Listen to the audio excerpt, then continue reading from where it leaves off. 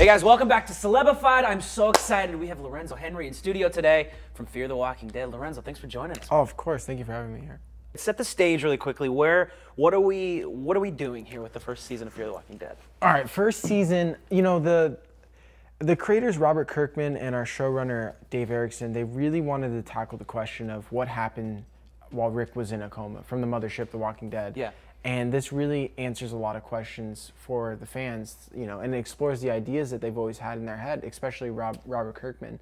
And, you know, they created this really cool story of these two families, these family dynamics, broken family system. We have Travis, who he plays my father, Cliff Curtis, and his amazing actor, by the way. Isn't he great? He's incredible. I love everything he's in. He's especially on set. Like every time I was around him, I learned something new every time. Like especially him playing my dad, I was like, this guy is like my real father. Like he's like teaching me something. But so it follows him and me. I play his son Christopher, and he has an ex-wife Liza, played by Elizabeth Rodriguez. Elizabeth Rodriguez. There it is. There it is. And then you have Madison Clark, Kim Dickens, and her family, Alicia and Nick. And Travis he got a divorce with my mom, and he's now has Madison, and he's trying to blend all of our families together. He's a fixer, and he's trying to make this not so normal thing be normal. So my character really resents my father for that, because he broke a promise to me. You know, he broke the family system, and it created this wound and this resentment, and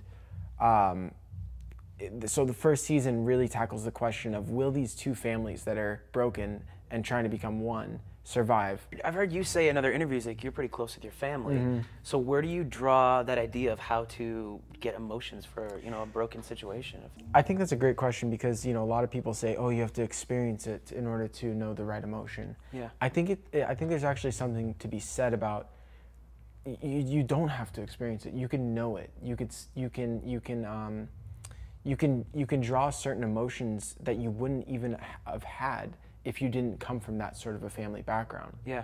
So, like for me, for instance, when I'm thinking about it, where my character comes from, and I think about where I came from my family, because my family has been together. I do have a close-knit family. It definitely places me in. I can go there, because I can't imagine what it would be like for a kid that's gone through this. I heard you say you didn't watch The Walking Dead for a reason. Yeah. Because you wanted to understand this from a raw aspect. Yeah. Is that right? Yeah, totally. I mean, I knew what The Walking Dead was. Of course, and you knew the premise. I knew the premise. I knew the comic books. But to this day, you have not seen an episode. No, no. I don't want to know that world.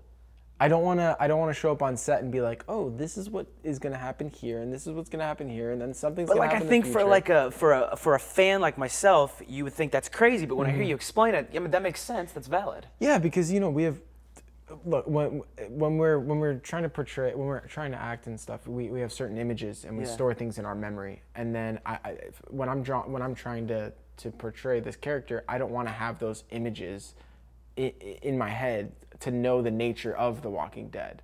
I love The Walking Dead. They've created such an amazing platform for our show, but yeah, I just don't want to dig too deep into that world yet. Season 2 is coming up. Season 2, 15 more episodes next year.